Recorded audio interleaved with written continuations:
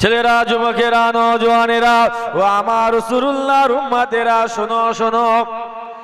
আমার নবীর চাচা হযরতে হামজা হুজুর যখনই কলমা পড়ে নিলেন, নবীকে নবী বলে বিশ্বাস করে নিলেন, আমার নবীকে কাফেররা শহীদ করে দিল, কাফেররা শহীদ করে দিল।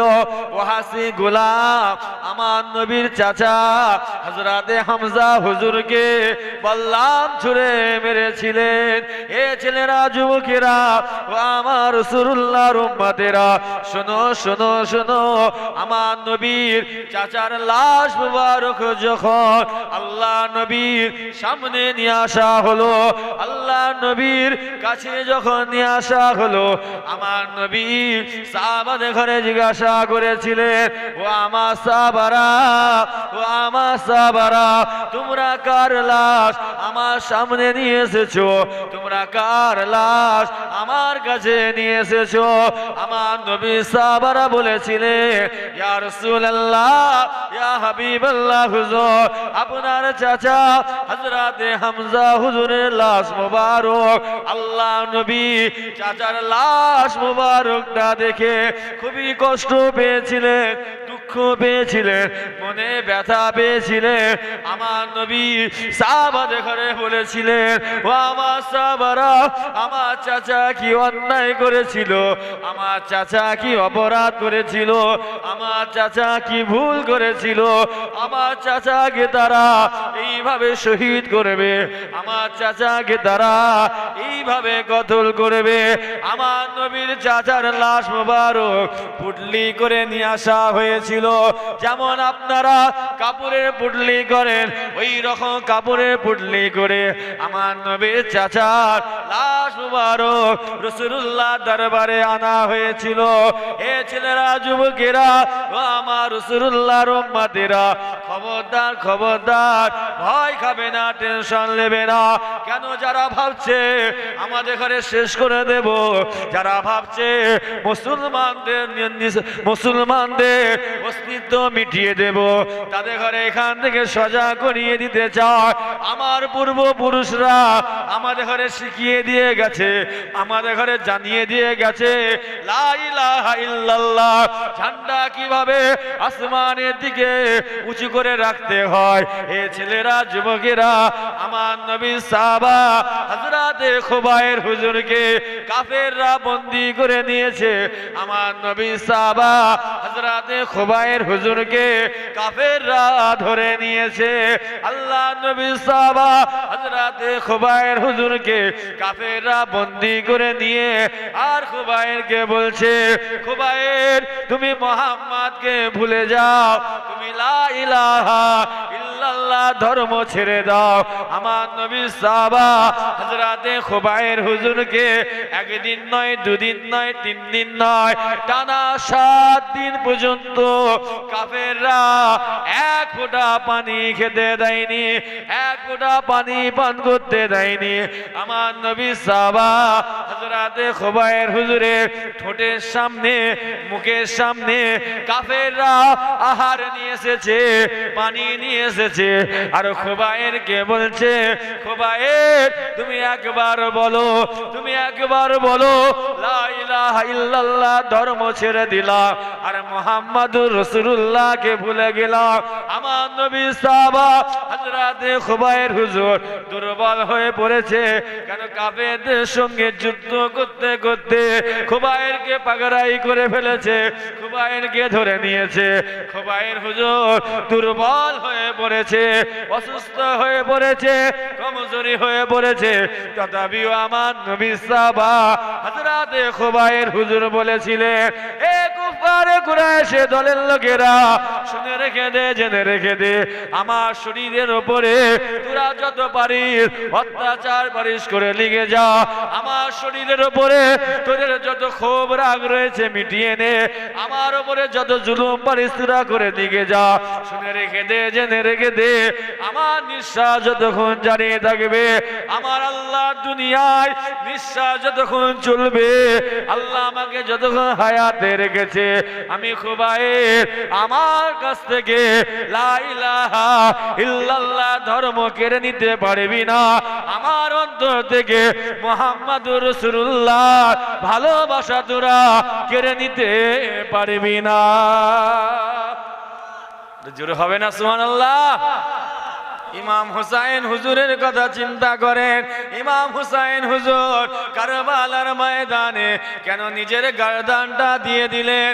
ইমাম হুসাইন হুজুর কেন কারবালার ময়দানে নিজের গর্দানটা জুদা করে দিলেন? ইমাম হুসাইন হুজুর কেন কারবালার ময়দানে নিজের গর্দানটা ইজিদের কাছে জুদা করে দিয়েছিলেন?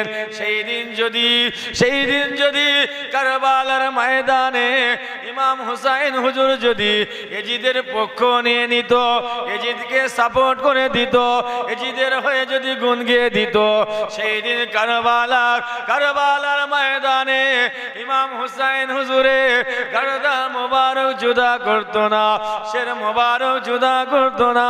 ইমাম হুসাইন হুজুর কারবালার ময়দানে আমাদের জন্য নিজের গর্দানটা জুদা করে দিয়েছিলেন।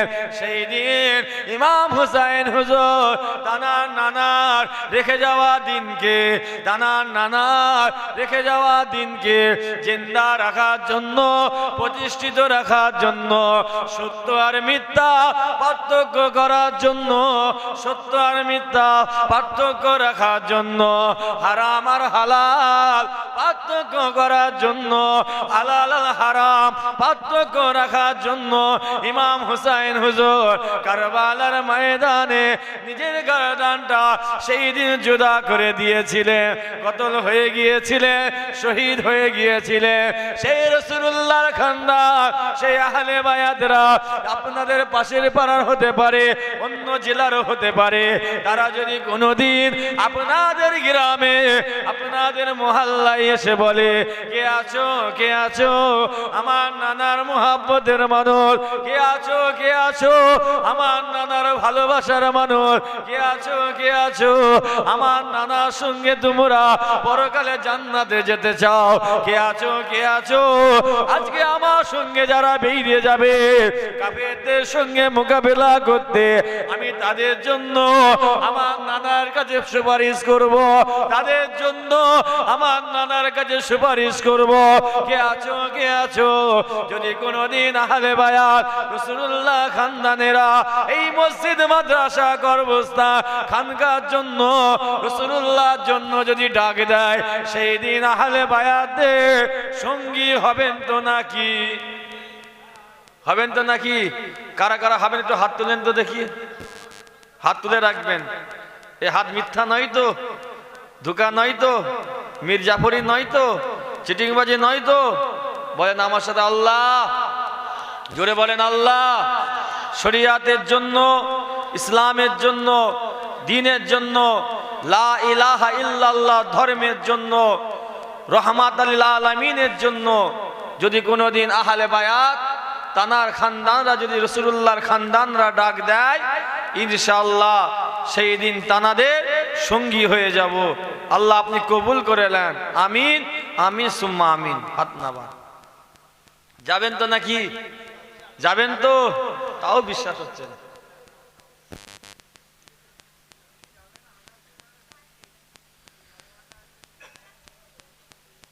নাহলে বলেন এত বড় ভারতের জমিন থেকে মিটাবার চেষ্টা করলো, কারো মুখে কথা রয়েছে দেখেছে?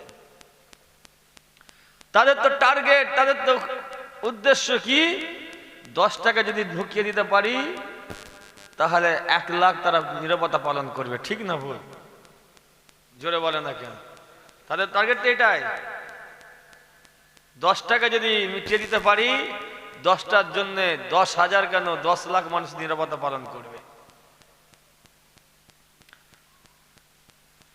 কিন্তু যদি কোনোদিন কাফেররা খোদার ঘর মিটাতে আসে, লা ইলাহা ইল্লাল্লাহ ধর্ম মিটাতে আসে, কেউ না যাক আপনাকে বেরোতে হবে, কেউ না যাক আপনাকে যেতে হবে।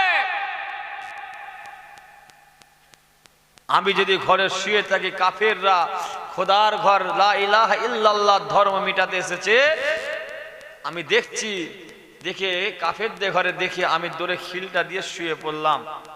কাফেরদের খোদার ঘরটা মিটাতে সহজ হবে না হবে না? জোরে বলে, মিটিয়ে দেবে না দেবে না? আর আমি দেখছি কাফেররা এসছে, যদি আমি দৌড়ে খিলটা না দিয়ে সিনাটা চওড়া করে যদি আল্লাহর ঘরকে রক্ষা করার জন্য, জিন্দা রাখার জন্য যদি কাফেরদের সঙ্গে মোকাবেলা করতে বেরিয়ে যায়, কাফেররা ভয় পিছবে না পিছবে না? জোরে বলে না কেন? ভয় কি খাবে? কে যাবে না যাবে জানে না, জানার দরকার নেই, তোমাকে যেতে হবে। কেন? তুমি লা ইলাহা ইল্লাল্লাহ ধর্মের মেনে নিয়েছো, ঠিক না ভুল? তোমাকে বেরোতে হবে। সেই দিন যেদিন বেরোবে সংখ্যায় কিন্তু কম থাকবে মানুষ। আপনি ভাববেন না যে আমার পাশের বাড়ির ভাই বেরোলে আমি বেরোবো, ওরা আশা করবেন না। আপনার বাড়িতে যদি, আপনার ঘরে যদি আগুন লেগে যায়, আপনি কোনোদিন আপনার পাশের বাড়ির ভাইয়ের জন্য অপেক্ষা করবেন না। সর্বপ্রথম আপনি চেষ্টা করবেন কিভাবে যে আমি আগুনটা নিভাবো, তার জন্য তাড়াহুড়ো করে ছুটোছুটি করবেন, ঠিক না বল? খোদার ঘর মিটাতে আসবে কোন দল, কোন ভাইজান, কোন আলেম, কোন পীর সাহেব, কোন পীরজাদা, কে বেরোচ্ছে দেখার প্রয়োজন নেই আপনার, আপনাকেই বেরোতে হবে। কেন? মনে রাখবেন, যেই দিন বেরিয়ে যাবে সেই দিন কিন্তু সংখ্যায় কম থাকবে। কি থাকবে? কম থাকবে। কমিটি দুধরা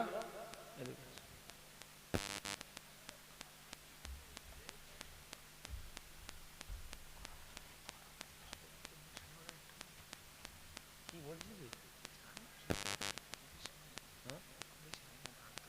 আবার দান দেবে কে?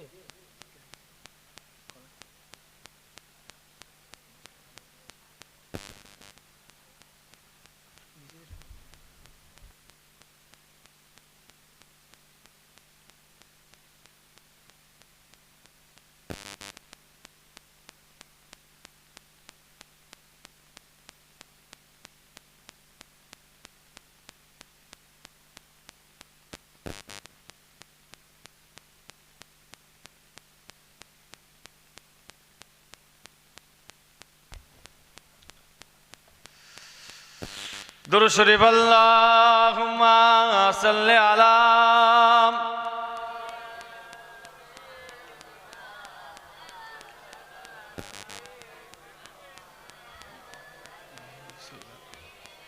যাও গাড়ি গেছি।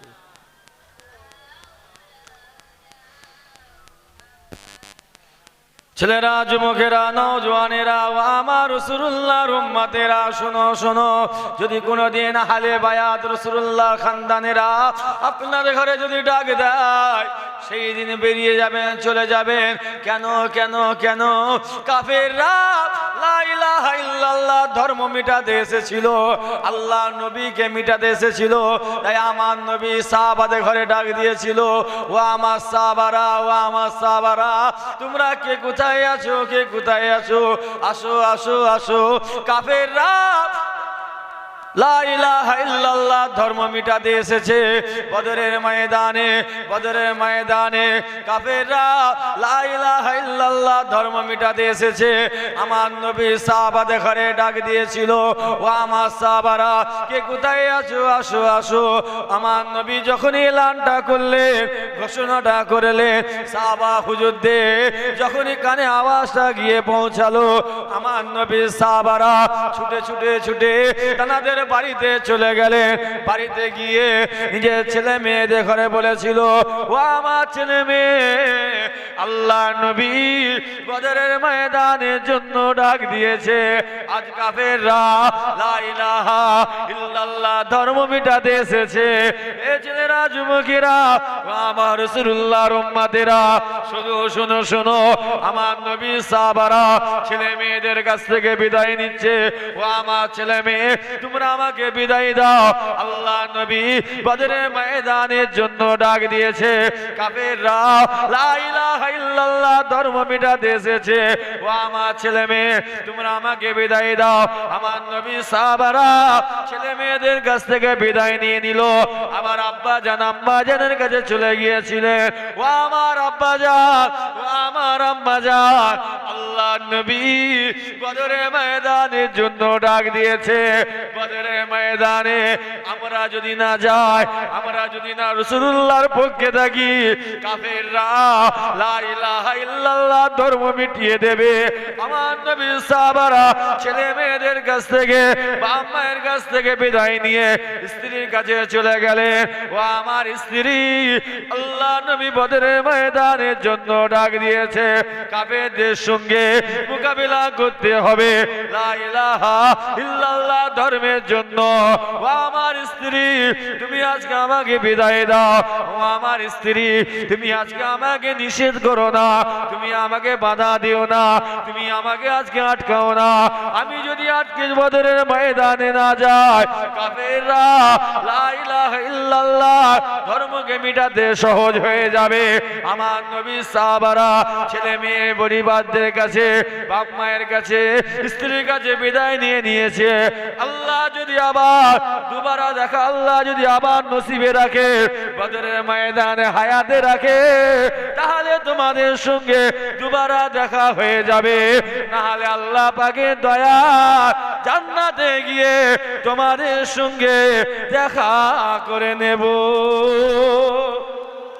আরে জোরে হবে না সুবহানাল্লাহ? এ ছেলেরা, যুবকেরা, ও আমার রাসূলুল্লাহর উম্মতেরা, শোনো শোনো শোনো। আমার নবী সাহাবারা, আমার নবী সাহাবারা পরিবারের কাছ থেকে বিদায় নিয়ে রাসূলুল্লাহ ডাকে সাড়া দিয়ে বদরের ময়দানে চলে গেলেন। বদরের ময়দানে গিয়ে দেখলো ঈমানদারদের পক্ষে আপনি যে ধর্মটা মেনে রয়েছেন, সেই ধর্মের অনুসারী হলো মাত্র 313 জন। আর কাফেরের পক্ষে হাজারের অধিক মানুষ ছিল। কিন্তু কলমা পান্নিওয়ালাদের পক্ষে তাদের হাতে বোম ছিল না, বন্দুক ছিল না, পিস্তল ছিল না, তরোয়াল ছিল না, তীর ছিল না, ধনুক ছিল না, কিছুই তাদের হাতে ছিল না। তাদের অন্তরে লা ইলাহা ইল্লাল্লাহ ধর্মটা ছিল, আর মুহাম্মাদুর রাসূলুল্লাহ ভালোবাসাটা ছিল। এই দুটো নিয়ে বদরের ময়দানে হাজার জনের অধিকের মানুষের সঙ্গে, কাফেরদের সঙ্গে আমার নবী সাহাবারা মোকাবেলা করতে শুরু করে দিল। আর আমার নবী আল্লাহর কাছে সাহায্য চেয়ে নিয়েছিল। আমার নবী বলেছিলেন, আল্লাহ আপনি বদরের ময়দানের জন্য সাহায্য পাঠান, আপনি বদরের ময়দানের জন্য সাহায্য পাঠান। যদি আজ এই কাফেররা হাজারের অধিক মানুষরা যদি এই 313 জনকে শহীদ করে দেয়, তারা এই 313 জনকে যদি মিটিয়ে দেয়, তাহলে আল্লাহ বলার, আল্লাহ আপনাকে ডাকার আর কেউ লোক থাকবে না। আমি নবী, আমাকে নবী বলে আর কেউ মানার লোক থাকবে না। আমার নবী আল্লাহর কাছে সাহায্য চেয়ে নিয়েছিলেন বদরের ময়দানে। বদরের ময়দানের জন্য আমার নবী সাহাবারা লা ইলাহা ইল্লাল্লাহ ধর্মের জন্য মোকাবেলা করতে করতে করতে আমার আল্লাহ পাক বদরের মতন স্থানে, বদরের মতন জায়গাকে আমার আল্লাহ পাক 313 জনকে জয়ী করে দিয়েছিলেন। আরে জোরে হবে না সুবহানাল্লাহ? তাহলে আমরা সব সময় ইমানদাররা সংখ্যায় কম থাকে রে বাপ, শুনছেন না? ইমানদারদের পক্ষে সংখ্যা কি থাকবে? সবসময় কমই থাকবে। উহুদের ময়দানের কথা চিন্তা করেন, ইমানদারদের সংখ্যা কম ছিল। খন্দকের ময়দানের কথা চিন্তা করেন, ইতিহাস পড়বেন, সেখানেও কিন্তু ইমানদারদের সংখ্যা কমই ছিল। যে আমাদের ভারতের কথা বলছি শোনেন, আমাদের মাতৃভূমির কথা বলছি শোনেন। ভারতের জমিনে, হিন্দুস্তানের জমিনে চিশতিয়া তরিকার ইমাম সুলতানুল হিন্দ গরিবে নওয়াজ হযরতে খাজা মাঈনুদ্দিন চিশতি আজমিরি সঞ্জারি হুজুর হিন্দুস্তানের জমিনে এসে লা ইলাহা ইল্লাল্লাহ ধর্মের প্রচার যখন করতে শুরু করলেন, সেই সময় পৃথ্বীরাজ বলে একজন বাদশা ছিল। সেই পৃথ্বীরাজ খাজা মাঈনুদ্দিনকে লা ইলাহা ইল্লাল্লাহ প্রচার করতে দেবে না। এ ছেলেরা, যুবকেরা, শোনো শোনো শোনো, আমার মাতৃভূমির কথা বলছি, শোনো। এই ভারতের জমিনে খাজা মঈনুদ্দিনকে ইসলামের প্রচার করতে দেবে না। খাজা মঈনুদ্দিনের সঙ্গে কাফির পৃথ্বীরাজের সঙ্গে মোকাবেলা শুরু হয়ে গেল। ইমানদারের পক্ষে, খাজা মঈনুদ্দিনের পক্ষে যতটা সম্ভব হয় 13 জন বা 15 জন ছিল, আর পৃথ্বীরাজের পক্ষে লাখের অধিক মানুষ ছিল। আমার পৃথ্বীরাজের সঙ্গে খাজা মঈনুদ্দিনের সঙ্গে মোকাবেলা শুরু হয়ে গেল। লা ইলাহা ইল্লাল্লাহ মোকাবেলা শুরু হয়ে গেল। এ ছেলেরা, যুবকেরা, আমার আল্লাহর ওয়াদা রয়েছে যে বান্দা বান্দি আমি আল্লাহ আমার হয়ে যাবে, আমি আল্লাহ সেই বান্দা বান্দির হয়ে যাব। যে বান্দা বান্দি আমি আল্লাহ আমাকে খুশি করে নেবে, আমাকে রাজি করে নেবে, তার উপরে যতই অত্যাচার হোক না কেন, তার উপরে যতই জুলুম হোক না কেন, তার উপরে যদি দুনিয়ার মানুষ যদি তাকে যদি তার পিছনে লেগে যায়, দুনিয়ার মানুষ যদি তার যদি পিছনে লেগে যায়, আমার আল্লাহ পাক সেই বান্দা বান্দিকে স্বয়ং নিজে হেফাজত করে নেবে। খাজা মঈনুদ্দিনের সঙ্গে একজন কলমা পান্ডেওয়ালার সাথে, দেশের বাসী বাদশার সাথে মোকাবেলা শুরু হয়ে গেল। খাজা মঈনুদ্দিনের হাতে বোম ছিল না, বন্দুক ছিল না, পিস্তল ছিল না, তরোয়াল ছিল না, তার হাতে কিছুই ছিল না। লা ইলাহা ইল্লাল্লাহ ধর্মটা ছিল, আর মুহাম্মদ রাসূলুল্লাহ ভালোবাসা ছিল। এই দুটো নিয়ে লাখের অধিক মানুষের সঙ্গে বাদশার সঙ্গে মোকাবেলা করতে শুরু করে দিল। এই মোকাবেলা করতে করতে করতে আল্লাহ পাক হিন্দুস্তানের জমিনে খাজা মঈনুদ্দিনকে জয়ী করে দিয়েছিলেন। আর জোরে হবে না?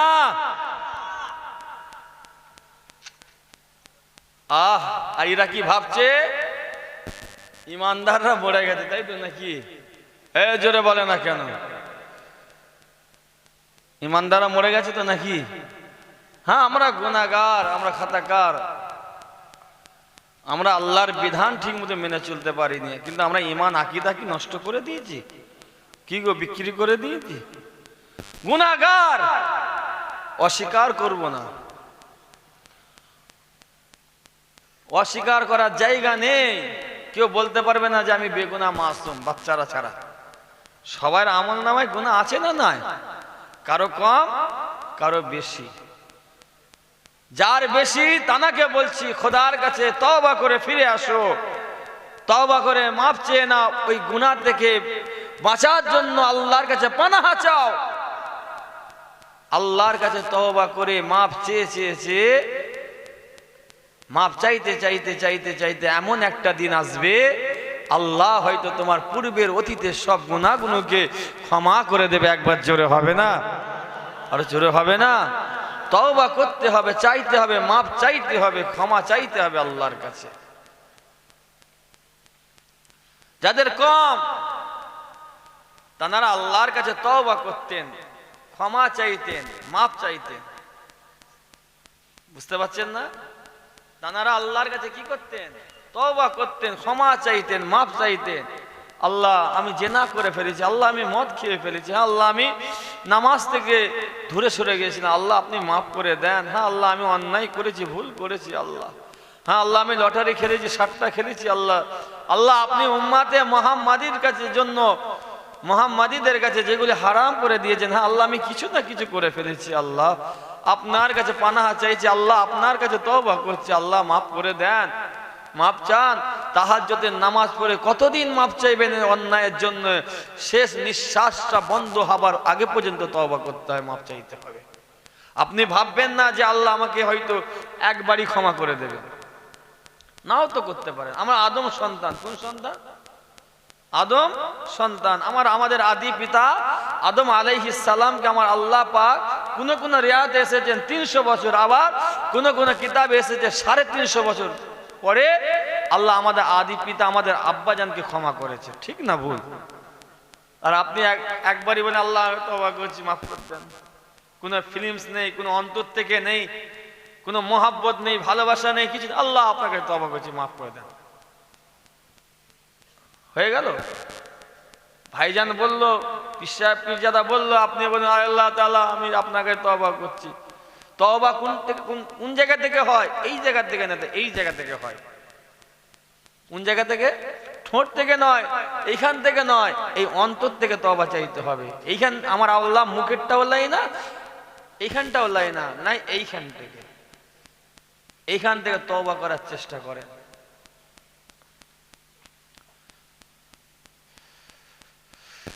যেটা বোঝাতে চাইছিলাম, বলতে চাইছিলাম, যদি কোনোদিন আহলে বায়াত রাসূলুল্লাহর খানদানেরা যদি ডাক দেয়, সেদিন যাবেন তো নাকি? যাবেন তো নাকি? সেই দিন সংখ্যায় কম থাকবে। যারা ভাবছেন আল্লাহর ঘর মিটিয়ে দেব, যারা ভাবছেন রাসূলুল্লাহর ঘর মিটিয়ে দেব, যারা ভাবছেন ইসলামকে মিটিয়ে দেব, লা ইলাহা ইল্লাল্লাহ ধর্ম মিটিয়ে দেব, তাদের ঘরে এই জায়গা থেকে, স্থান থেকে, এই গ্রাম থেকে সজাগ করে দিতে চাইছি। মনে রাখবেন, হ্যাঁ এই গ্রামে ইমানদাররা মরে যায়নি, হ্যাঁ ইমানদাররা বেঁচে আছে এই গ্রামে। এমন একটা জাত, এমন একটা জাত আজকে আমরা চটে বসে রয়েছি, এমন একটা জাত আমরা চটে বসে আছি। এদের পূর্বপুরুষদের ইতিহাস পড়ে নেবেন, এদের পূর্বপুরুষদের ইতিহাস শুনে নেবেন। বদরের ময়দানে যদি আমার আল্লাহ যদি ইমানদারদের ঘরে কামিয়াবি করতে পারে, উহুদের ময়দানে যদি আমার কলমা পান্নেওয়ালাদের ঘরে আল্লাহ কামিয়াবি করতে পারে, আমাদের মাতৃভূমি খাজা মঈনুদ্দিনকে যদি আমার আল্লাহ ভারতের জমিনে কামিয়াবি করতে পারে, সেই দিন এই গ্রামের, এই মহল্লার আল্লাহর ঘরকে, রাসূলুল্লাহর ঘরকে জিন্দা রাখার জন্য, প্রতিষ্ঠিত রাখার জন্য এই গ্রামের কলমা পান্নেওয়ালারা সেই দিন বেরিয়ে যাবে। সেই দিন ইনশাআল্লাহ আল্লাহ পাক পুনরায় এই গ্রামের কলমা পান্নেওয়ালাদের হাতে পুনরায় খোদার ঘরটা আমানত হিসাবে রেখে দেবে। একবার জোরে বলে, আরে জোরে হবে না? তারা কি ভাবছে ডান দিক বাঁ দিক সামনে পিছনে সব আমার? তারা ভাবছে ডান দিক বাঁ দিক সামনে পিছনে সব আমার। অতীতেও আমার ছিল, যারা করেছিল তামার আল্লাহ তাদের ঘরও মিটিয়ে দিয়েছে। আর বর্তমান সময়ে যারা ভাবছেন আমার, মনে রাখবেন আমার আল্লাহর মিটাতে কয়েক সেকেন্ডও লাগবে না। ঠিক না ভুল বলেন? ইমানদারদের, কলমা পান্নেওয়ালাদের, সংখ্যালঘুদের উপরে যা অত্যাচার করছেন করে যান, যা পারছেন সব মেনে নিচ্ছি, যা করছেন সবই মেনে নিচ্ছি, সবই নীরবতা পালন করছি। এবার যখন ইমানদারদের কলিজায় হাত দিয়েছে, ইমানদারদের জান্নাত জাহান্নামের ব্যাপারে যেখানে হাত দিয়েছে, এমন একটা জাত, এমন একটা জাত, মনে রাখবেন এই লা ইলাহা ইল্লাল্লাহ ধর্মের জন্য আমার পূর্বপুরুষরা জীবন দিয়ে আমাদের ঘরে দিয়ে গেছে। ইনশাআল্লাহ খোদার ঘরকে রক্ষা করার জন্য আমরাও জীবন দিয়ে আল্লাহর ঘরটা আমানত হিসাবে রেখে যাব। একবার জোরে বলে, আর জোরে হবে না?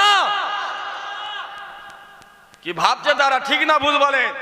ওদের কাছে বোম থাকতে পারে, বন্দুক থাকতে পারে, পিস্তল থাকতে পারে, ওদের হাতে জনগণ থাকতে পারে, পাওয়ার থাকতে পারে, আর ইমানদারদের হাতে কিছুই থাকবে না। খালি লা ইলাহা ইল্লাল্লাহ ধর্মের পাওয়ার নিয়ে তারা ময়দানে নেমে যাবে। ঠিক না ভুল বলেন? বলেন যা কিছু করছে আমরা মেনে দিচ্ছি না, নিইনি? জোরে বলেন। তালাক নিয়ে কত কি হলো, মেনে নিয়েছি না নাইনি? বাবরি নিয়ে কত কি করলো, খুদার ঘরটা নিয়ে নিল, তাও মেনে নিয়েছি না নিইনি? এবার কোনটায় হাত দিয়েছে? আমাদের কলিজায় হাত দিয়েছে। এ জায়গায় কোনো কম্প্রোমাইজ করা যাবে? জোরে বলেন। এখানে কোনো রঙের ব্যাপার নয়, এখানে কোনো কালারের ব্যাপার নয়, এখানে কোনো রাজনীতির ব্যাপার নয়, এখানে কোনো সংগঠনের ব্যাপার নয়। এই ব্যাপার হচ্ছে যারা লা ইলাহা ইল্লাল্লাহ মুহাম্মাদুর রাসূলুল্লাহ সাল্লাল্লাহু আলাইহি ওয়াসাল্লাম যারা পড়েছে, যারা আমানতু বিল্লাহি ওয়া মালাইকাতিহি ওয়া কুতুবিহি ওয়া রাসূলিহি ওয়াল ইয়াউমিল আখির ওয়াল কদরি খাইরিহি ওয়া শাররিহি মিনাল্লাহি তাআলা ওয়াল বাস বাদাল মাউত, যারা এর উপরে বিশ্বাস এনেছে তাদের জন্যই খোদার ঘর, তাদের জন্যই রাসূলুল্লাহর ঘর, তাদের জন্যই তোমার পূর্বপুরুষের কর্মস্থান। ঠিক না ভুল বলেন?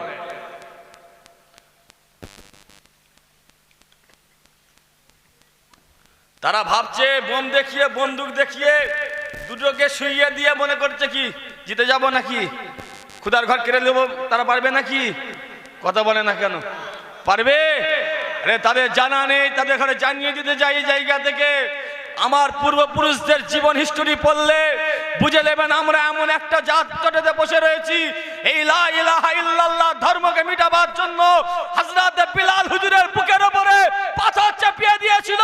এই লা ইলাহা ইল্লাল্লাহ ধর্মকে মিটাবার জন্য আমার পূর্বপুরুষদের গর্দান উড়িয়ে দিয়েছিল। আমার নবী সাহাবাদের কত অত্যাচার করেছে শোনো। এই লা ইলাহা ইল্লাল্লাহ ধর্মকে মিটাবার জন্য একদিকে পায়ে দড়ি বেঁধেছে, আর একদিকে তেজি ঘোড়ার কোমরে দড়ি বেঁধেছে, তেজি ঘোড়ার পিছনে চাবুক মারছে, আর আমার নবী সাহাবা ঘিসরাতে ঘিসরাতে যাচ্ছে। আমার নবী সাহাবা ঘিসরাতে ঘিসরাতে পা ধরে আঘাত লেগে শরীরের চামড়াগুলি উতরে যাচ্ছে। উত্তপ্ত বালু গরম হয়ে রয়েছে, ওই গরম বালুতে আমার নবী সাহাবারা ঘিসরাতে ঘিসরাতে যাচ্ছে। বলছে খালি একবার বল লা ইলাহা ইল্লাল্লাহ, ধর্ম ছেড়ে দিলাম, মুহাম্মদকে ভুলে গেলাম।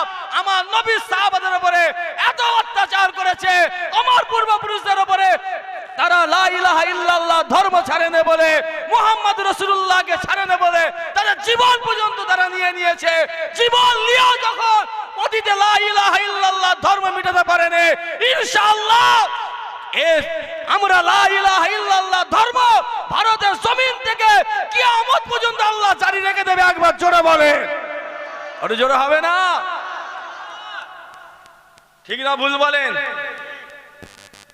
অতীতে যখন আমার পূর্বপুরুষরা জীবন দিয়ে লা ইলাহা ইল্লাল্লাহ ধর্ম উঁচু করে রেখেছিল, লা ইলাহা ইল্লাল্লাহর প্লাকার্ড আসমানের দিকে তুলে রেখেছিল, ইনশাআল্লাহ এই ভারতের জমিন থেকে কাল কিয়ামত পর্যন্ত লা ইলাহা ইল্লাল্লাহর প্লাকার্ড আসমানের দিকেই থাকবে। আর একবার জোরে হবে না?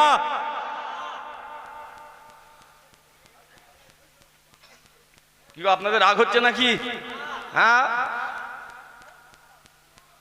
কেউ যদি ভাবেন মুনতাকিম সিদ্দিকী রাজনীতির লোক, তার ভুল হচ্ছে। শুনছেন?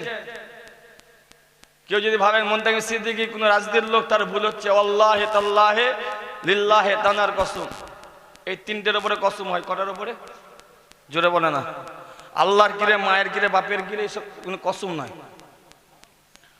ফতোয়া অন্যদিকে চলে যাবে। যদি কোনো মানুষকে বিশ্বাস করাতে হয়, গ্রহণ করাতে হয়, তিনটের উপরে কসম খেতে হবে। কটা?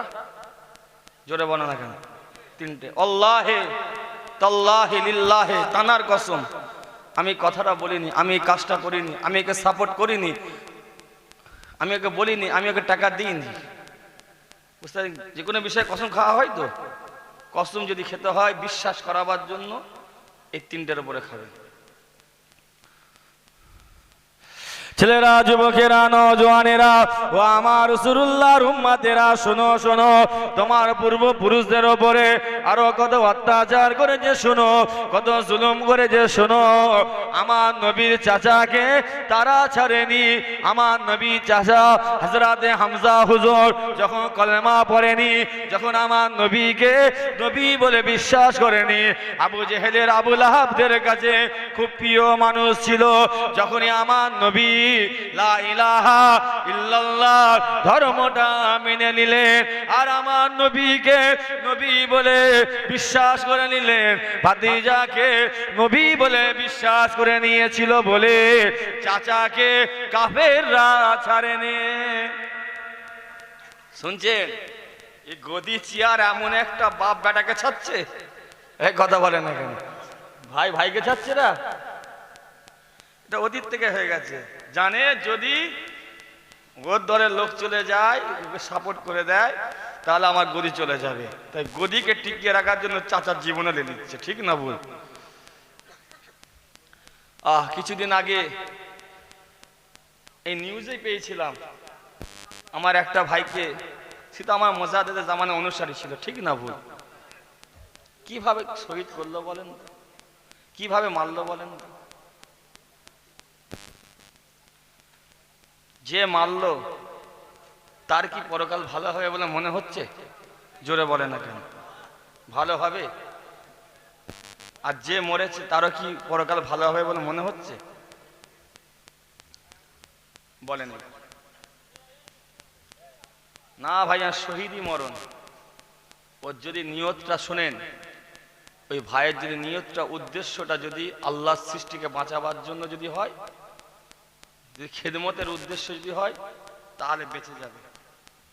শুনছেন, এক কথাই বলুন, আল্লাহর সৃষ্টিকে বাঁচাবার লক্ষ্যে যদি তার মরণটা হয়। অন্য কোনো মরণ হলে গ্রামের মানুষ, এলাকার মানুষ, তানার রঙের মানুষ শহীদই বলতে পারে, কিন্তু আল উলামা ওয়ারাসাতুল আম্বিয়া, যারা হাক্কানি আলেম ওলামা আছে, তাদের ঘরে মাসলাটা জেনে নেবেন। যদি মরতে যদি হয়, আপনাদের ঘরে শোনেন, এই লা ইলাহা ইল্লাল্লাহ ধর্মের জন্য মরেন। শুনছেন, আমার পূর্বপুরুষরা মরে ইন্তেকাল হয়েছে, শহীদ হয়েছে এই লা ইলাহা ইল্লাল্লাহ ধর্মকে টিকিয়ে রাখার জন্য, জিন্দা রাখার জন্য। শুনছেন, টিকিয়ে রেখেছিল বলেই, জিন্দা রেখেছিল বলেই, যে জীবন দিয়েছিল বলেই আজকে আমরা লা ইলাহা ইল্লাল্লাহ ধর্ম পেয়েছি, মাথায় রাখবেন। আর আমার প্রজন্ম ঘরে বা তার প্রজন্ম ঘরে লা ইলাহা ইল্লাল্লাহ ধর্মটা যদি আজ 2026 সালে মিটিয়ে দিতে পারে, বলেন আমার প্রজন্মরা আল্লাহর ঘর পাবে, রাসূলুল্লাহর ঘর পাবে? দুদিন পর যে কবরস্থানে শুয়ে রয়েছে তোমার পূর্বপুরুষরা, তুমিও তো যাবে, দেখবে ওই জায়গাটাও দেখবে নিরাপত্তা নেই, ওই জায়গাটাও আর নিরাপত্তা নেই। একটা সাধারণ, একটা ছোট করে উদাহরণ দিচ্ছে, শোনেন। আপনারা হুগলি সেতু জানতো? হুগলি সেতু জানতো? হুগলি সেতু দেখবেন, হুগলি সেতু যাওয়ার আগে নবান্নর যে রাস্তাটা রয়েছে, হুগলি সেতুর যে রাস্তাটা রয়েছে, ওই যে রাস্তার ওপর দিয়ে, ওয়ান ওয়ে যে রাস্তাটার ওপর দিয়ে, মনে রাখবেন আমরা যা গাড়ি নিয়ে সব যাচ্ছি, আমাদের পূর্বপুরুষদের বুকের ওপর দিয়ে যাচ্ছি। কাদের ওপর দিয়ে? আমাদের পূর্বপুরুষদের বুকের ওপর দিয়ে যাচ্ছি। ওটা কবরস্থান ছিল রাস্তাটা। দেখবেন একটা মাজারের সাইড দিয়ে রাস্তা আছে, দেখেছেন তো নাকি? যখন আপনি এতে যান, পার্ক সার্কাস 7 পয়েন্টে যাবেন, ওই রাস্তাটা যখন ধরবেন, দেখবেন হয় 7 পয়েন্ট না হলে খিদলিপুরের রাস্তাটা যা ধরবেন, দেখবেন একটা মাজারের সাইড দিয়ে দেখবেন একটা রাস্তা আছে, রাউন্ড রয়েছে। ওরা চেয়েছিল এই মাজারটাকে মেটাবার। অনেকে বলে তো আল্লাহর ওলিরা মরে গেছে, পচে গেছে, মরা গরু আবার ঘাস খায়। যাও, যে প্রমোটার করতে গিয়েছিল তাকে জিজ্ঞাসা করবে, আর যে নেতৃত্ব দিয়েছিলেন, যে বাংলায় ক্ষমতা ছিলেন, সে রাস্তাটা করতে বলেছিলেন। যতবারই রাস্তাটা উপর দিয়ে, ব্রিজের উপর দিয়ে করতে যাচ্ছে, ততবারই আল্লাহর হুকুম ব্রিজটা ভেঙে পড়ে যাচ্ছে। লাস্টে বাধ্য হয়ে সাইড দিয়ে রাস্তা করতে হলো। আল্লাহর ওলিদের এটা কারামতি। বা আর একটা দেখবেন, ওই ওয়ান ওয়ে রাস্তার মধ্যিখানে দেখবেন সে প্রাচীর দিয়া থাকে না, 3 ফুটের 5 ফুটে, দেখবেন একটা ওই ওয়ান ওয়ে রাস্তার যে প্রাচীরটা রয়েছে, দেখবেন ওই প্রাচীরের গায়ে একটা মাজার রয়েছে। দেখবেন কার উপরে? ওয়ান ওয়ে রাস্তার যে মধ্যিখানে যে 3 ফুট 4 ফুট একটা 2 ফুট একটা প্রাচীর দিয়া থাকে না, ওইখানে দেখবেন একটা রাস্তার ধারে ডান দিকে যেতে গিয়ে দেখবেন ডান দিকে মাজার রয়েছে। যে মোগল হোটেলটা রয়েছে, বীরওয়ানির একটা মোগল হোটেল রয়েছে, দেখবেন ওই হোটেলটা পার হয়ে যে দেখবেন ডান দিকে, যখন নবান্ন থেকে বা কলকাতা আপনার হুগলি সেতু থেকে দেখুন, যখন আপনি বালি ব্রিজের দিকে আসবেন, দক্ষিণেশ্বরের দিকে আসবেন, দেখবেন প্রথম সিগন্যাল না হলে দ্বিতীয় সিগন্যালের পাশে দেখবেন মাজারটা রাস্তার ধারে রয়েছে। ওই মাজারটাকে মেটাবার জন্য ওরা অনেক চেষ্টা করেছিল। আমি এটাই বোঝাতে চাইছি, আজ মসজিদ মাদ্রাসা হচ্ছে, খানকা হচ্ছে, কবরস্থান হচ্ছে, এটা 1450 বছর আগের থেকে 2025 পর্যন্ত, 26 পর্যন্ত, বর্তমান আমাদের সময় পর্যন্ত, এখন পর্যন্ত মুসলমানদের পার্সোনাল সম্পত্তি আমাদের। এটা কোন ধর্মের মানুষের অধিকার নেই। যারা লা ইলাহা ইল্লাল্লাহ মুহাম্মাদুর রাসূলুল্লাহ যারা পড়েছে, এটা তাদের সম্পত্তি। আজ যদি সরকারি হয়ে যায়, সরকার নিয়ে নেয়, বলেন সরকারি যখন হয়ে যাবার কারণে এই মসজিদ কি আর আপনার পার্সোনাল থাকলো? জোরে বলে না কেন? পার্সোনাল থাকবে? তখন সরকার কোন একটা ধর্মের নীতির উপরে চলে না। সরকার হচ্ছে জনগণের, সরকার হচ্ছে পাবলিকের, সরকার হচ্ছে সবার। যেমন হাই স্কুল বলেন, যেমন আপনাদের ভাঙড়ের কলেজ বলেন, সরকারি প্রতিষ্ঠান, সব ধর্মের, সব বর্ণের, সব শ্রেণীর মানুষরা পড়াশোনা করে। তাই তো এই সরকারি প্রতিষ্ঠান হবার কারণে সব ধর্মের উৎসব পালন হয় না, হয়নি? জোরে বলে। ভাঙরে দেখবেন ওই কলেজে মিলাদুন নবী হয়, হয়তো নাকি? আবার দেখবে সরস্বতী পুজো হয়, হয় না, হয়নি? যদি ইহুদি খ্রিস্টানরা থাকতো বা অন্যান্য ধর্মের মানুষরা যদি পড়াশোনা করতো, তারাও দেখতেন তাদের ধর্মীয় উৎসব পালন করত। সরকারি সম্পত্তি হয়ে যাবার কারণে সরকার জনগণের, সরকার হচ্ছে পাবলিকের, তাই সরকার সবাইয়ের, তাই সবাই সব ধরনের উৎসব পালন করতে পারে। আজ যদি মসজিদ সরকারি হয়ে যায়, সরকারের আন্ডারে যদি চলে যায়, বলেন আপনার যতটা অধিকার হবে অন্যান্য ধর্মের মানুষদের ততটা অধিকার হবে না, হবে না? জোরে বলেন। তখন তো আপনি নামাজ পড়তে যাবেন, ওরাও তো ওদের ধর্মীয় উৎসব পালন করবে, তখন নিষেধ করতে পারবেন?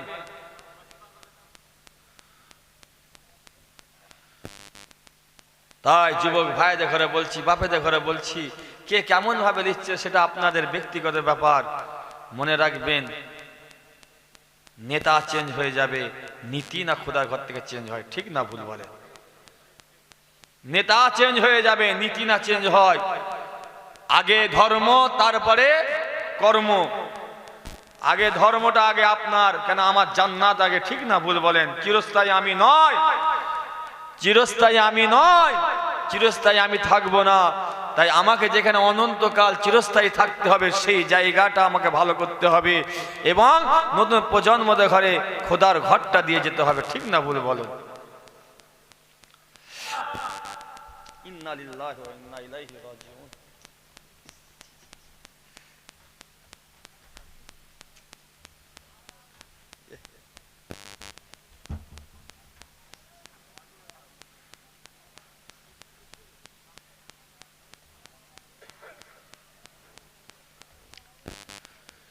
কি গো, বিরক্ত লাগছে নাকি আপনাদের?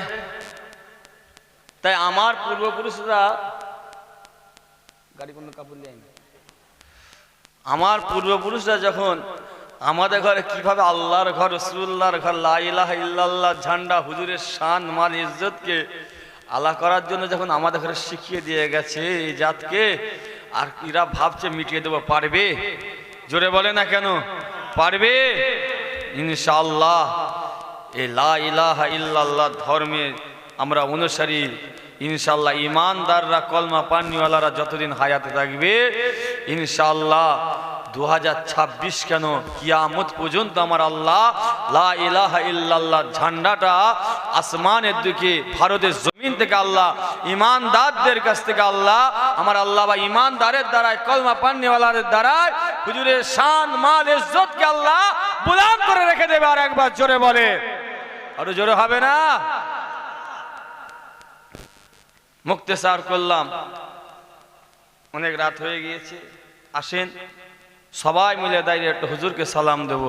ইয়া নবী সালাম আলাইকা, ইয়া রাসূল সালাম আলাইকা, ইয়া হাবিব।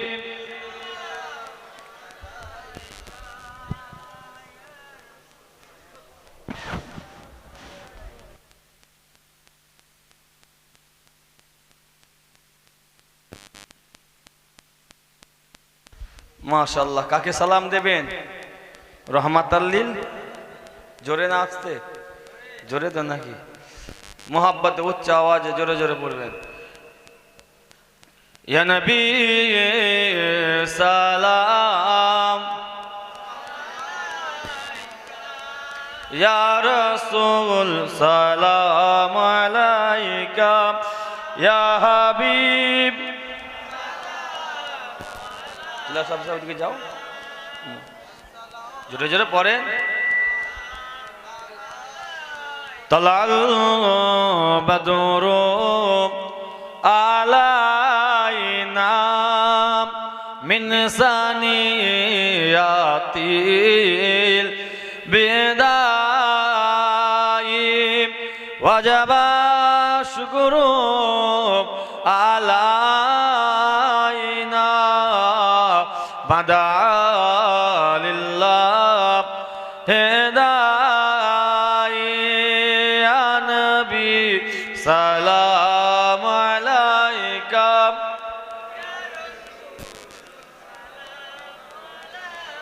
ইয়া হাবিব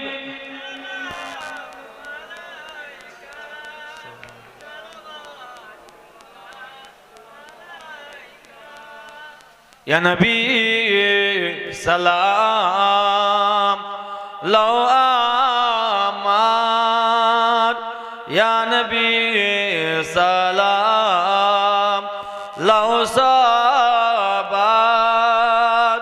ইয়া নবী সালাম লাও এই জলসা আমরা যে নাদান গুনাহগার ইয়া নবী সালাম আলাইকা ইয়া রাসূল সালাম আলাইকা ইয়া হাবিব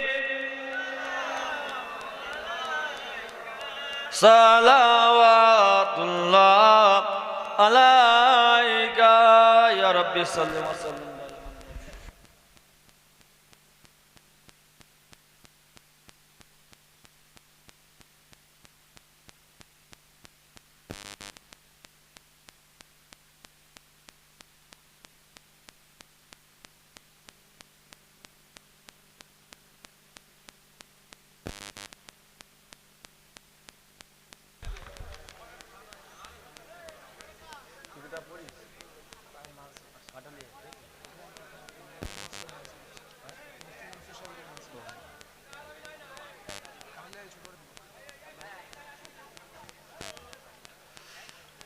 بلغ العلا بكماله كسب الدجى بجماله حسنة جميع خصاله صلوا عليه وآله মাশাআল্লাহ। আখেরি দোয়া হবে, তার আগে একবার আপনাদের কাছে এই সামনে বছর মাহফিলের জন্য কিছু হাত পাতবো, দেবেন তো নাকি?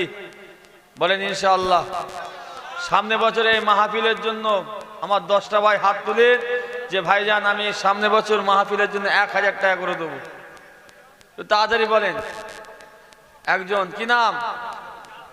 আমার শাহরুখ ভাইজান। মাশাআল্লাহ মাশাআল্লাহ। আমার শাহরুখ ভাই তিনি আল্লাহ করে 1000 টাকা দিয়ে ওয়াদা করেছেন, আল্লাহ কবুল করেন সকলে বলেন আল্লাহুম্মা আমিন। কি নাম? আমার মুজাফফর ভাইজান। মাশাআল্লাহ, তিনিও আল্লাহ করে 1000 টাকা ওয়াদা করেছেন, আল্লাহ কবুল করেন সকলে বলেন আল্লাহুম্মা আমিন। জোরে হবে না আল্লাহুম্মা আমিন। মাশাআল্লাহ, দুজন হয়েছে, আর কি আছে বলেন? খুব তাড়াতাড়ি বলেন, রাত হচ্ছে, একটু তাড়াতাড়ি বলেন। দুটো 10টা আশা করেছি। সামনে বছরে মাহফিলের জন্য, জান্নাতের বাগানের জন্য হুজুরের দিকে খেয়াল করে, পূর্বপুরুষদের দিকে খেয়াল করে তাদের উদ্দেশ্য বলেন। আপনারা এখান থেকে 1000, 2000, 5000, 10,000 টাকা যে যেমন পারেন নিয়ত করে দেবেন। এইগুলো মনে রাখবেন, ফালতু যাবে না, ফালতু হবে না। এই আপনাদের দিবার কারণে তাদের রুহে সওয়াব পৌঁছায়, বুঝতে পারছেন না? তাদের রুহে সওয়াব